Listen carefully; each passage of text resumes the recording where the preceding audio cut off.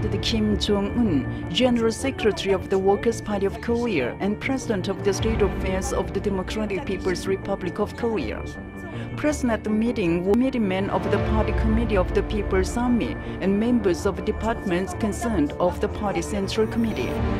The meeting presented important tasks to further enhance the fighting efficiency of the Revolutionary Armed Forces and bring about a fresh turn in the whole work of national defense according to the demand of the recent rapidly changing situation around the Korean Peninsula and the internal and external surroundings of the Korean Revolution, and discussed an organizational issue.